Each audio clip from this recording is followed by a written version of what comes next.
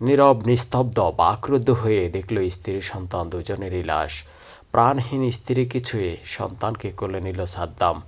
মানবতাকে হার মানানোর আরেকটি দৃষ্টান্ত।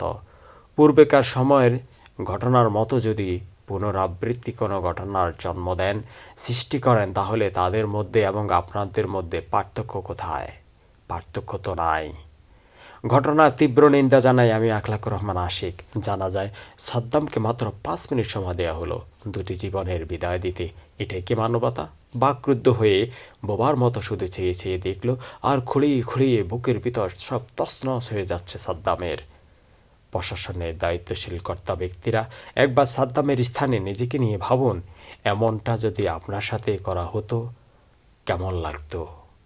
সাদ্দাম অপরাধী, সুষ্ঠু তদন্তের মাধ্যমে তার বিচার হবে আইনানুসারে। কিন্তু পরিবারের বিয়োগ বেদনায়, রাজনীতির ভেড়া জালে আর আইনের মারপ্যাচের জাতাকলে এমনটা যেন আর কারো সাথে না হয়।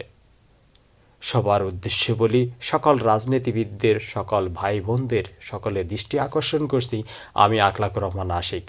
অপরাজনীতি নয়, কারো অন্ধভক্ত হয়ে নেতার কথায় ফাঁদে পা দেবেন না, অপরাধে জড়াবেন না।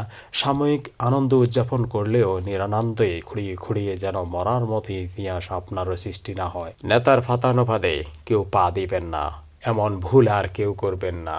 মনে রাখবেন, নেতা কিন্তু মহাসুখে আছে বিনদেশে গিয়ে, গাড়ি বাড়ি অট্টালিকায় স্ত্রী সন্তান সবাইকে নিয়ে।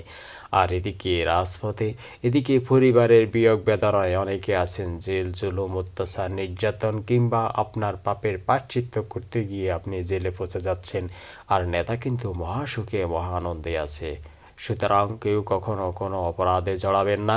নেতার কথায় আপনি সঠিক মনে হলে, সত্য মনে হলে আপনি ঝাঁপিয়ে পড়বেন। আর মিথ্যার আশ্রয় নিয়ে নেতা যদি নিজের স্বার্থ হাসিল করার জন্য বলে, কখনো আপনি অপরাধে জড়াবেন না। বাংলাদেশের সকল রাজনৈতিক ভাই বোনদের কাছে আমি আখলাকুর রহমান আশিকের আবারও উদারত আহ্বান, প্লিজ অপরাজনীতি করবেন না, প্রতিহিংসার রাজনীতির কবর রচনা করুন।